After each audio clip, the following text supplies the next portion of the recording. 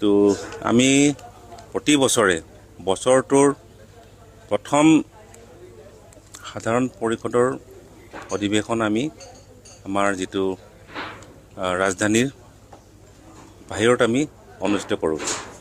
তো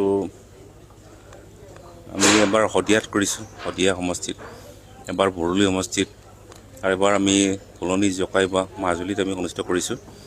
আৰু এইবাৰ আমি যিহেতু এই সমষ্টিটো নতুনকৈ গঠন কৰিছে, পূৰ্বতে 16 নং জীয়াদল সমষ্টি অন্তৰ্গত হৈ আছিলে, এইবাৰ এইটো এটা নতুন সমষ্টি গঠন হৈছে 14 নং তিতে কেৰেং বুলি। তো এই সমষ্টিতে কৰাৰ কাৰণে আমি সিদ্ধান্ত কৰিলোঁ। আৰু আমাৰ নিয়মটো হৈছে যিদিনাখন সাধাৰণ পৰিষদৰ বৈঠক অনুষ্ঠিত হ'ব তাৰ আগদিনাখনেই আহিব লাগিব। আগদিনাখনেই আমাৰ সন্মানীয় কাৰ্যবাহী সদস্য আৰু সাধাৰণ সদস্যসকল আগদিনাখনে আহিব লাগিব।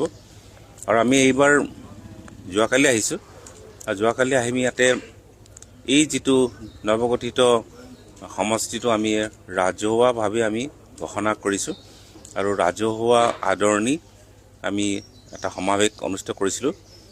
তাতে আমি সকলোৱে এটা প্ৰীতিভোজ আয়োজন কৰিছিলোঁ, আৰু সকলোৱে ইয়াতে গীত মাতেৰে এই নতুন সমষ্টিটোক আদৰিলে।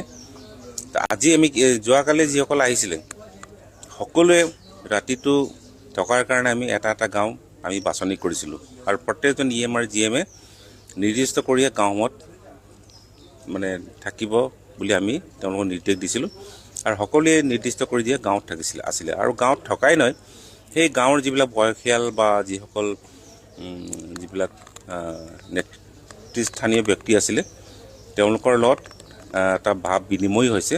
এই গাঁৱৰ বা এই সমষ্টিটোৰ যিবিলাক মানে প্ৰধান সমস্যা সম্পৰ্কে আলোচনা অনুষ্ঠিত হৈছিলে। আৰু মই নিজেও এখন গাঁৱত যোৱা নিশা মই কটাইছোঁ, আৰু তাতো মই আমাৰ যিবিলাক বয়সীয়াল ব্যক্তি আছে, জ্যেষ্ঠ আৰু নেতৃস্থানীয় ব্যক্তিসকলৰ লগত মই আলোচনা কৰিছোঁ, ভাৱ বিনিময় কৰিছোঁ, অন্তৰংগ আলাপত মিলিত হৈছোঁ। আৰু তেওঁলোকে কিছুমান সমস্যা আমাক আঙুলিয়াই দিছিলে।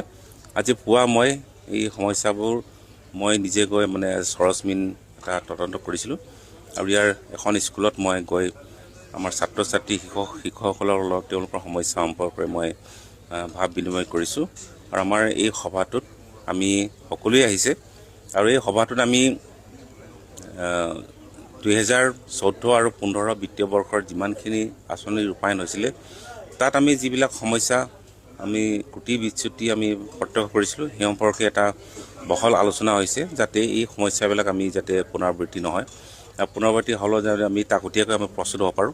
তাৰ পাছতে 2025-26 বিষয়েও আমি আলোচনা কৰিছোঁ।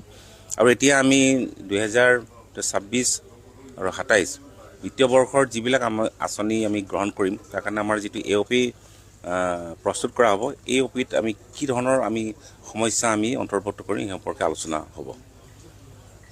যে আমি প্ৰত্যেক বছৰত জেনেৰেল কাউন্সিল ইয়াতে অনুষ্ঠিত হয় প্ৰত্যেক সমষ্টিত। আৰু আজি যিখিনি যোৱাকালিৰ যিটো আমি ডিটেক্টৰৰ যিটো নতুন সমষ্টি ইয়াক ৰাজহুৱাভাৱে ঘোষণা কৰিলোঁ, কাৰণ MLCৰ যিটো 34টা সমষ্টিৰ পৰা আৰু 4টা সমষ্টি বাঢ়িছে, গতিকে 40টা সমষ্টিৰ ভিতৰত ডিটেক্টৰৰ এটা সমষ্টি। তো যোৱাকালি আমাক চবে আমাৰ সিদ্ধান্তমতে আমাৰ মুখ্য কাৰ্যবাহী সদস্য যিটো সিদ্ধান্তমতে আমাক নিৰ্দেশ দিয়া হৈছে যে আপোনালোকে প্ৰত্যেকজন EM GM সকলে আপোনালোকে গাঁৱত থাকিব লাগিব। আৰু গাঁৱত থাকি এতিয়া নহয় যে গাঁৱত গৈ ৰাইজৰ অভাৱ অভিযোগ বা সুবিধা অসুবিধা সম্পৰ্কত আমি ৰাইজৰ লগত মত বিনিময় কৰিছোঁ, আলোচনা কৰিছোঁ। ৰাইজে যিখিনি একেসকলৰ অভিযোগ আমাক অৱগত কৰিছে, গতিকে সেয়ে মূল উদ্দেশ্য যে যোৱাকালি আমি প্ৰত্যেক মিচিং গাঁৱত বা প্ৰত্যেক গাঁৱত আমি আজিলৈকে, গতিকে আৰু দেখা গৈছে যে আমি দ্বিতীয়তে তাৰ পাছত আমি পৰৱৰ্তী আঁচনিসমূহ কেনেকৈ আমি গ্ৰহণ কৰিম তাৰ কাৰণে আমি ৰিভিউ কৰাৰ কাৰণে আজি মিটিং ইয়াতে অনুষ্ঠিত হৈছে। গতিকে সেইকাৰণে আমি যে যোৱা বৰ্ষৰ যিখিনি আঁচনিসমূহ কেনেকৈ সফল ৰূপায়ণ হ'ব বা হৈছিলে হোৱা নাই, তাৰ অনাগত দিনত কেনেকৈ আঁচনি গ্ৰহণ কৰা হ'ব, সেই গোটেই কথাবিলাক আলোচনাৰ কাৰণে প্ৰত্যেক বছৰত প্ৰত্যেক সমষ্টিত আমি এনেকুৱা ধৰণৰ সাধাৰণ সভা অনুষ্ঠিত কৰা হয়।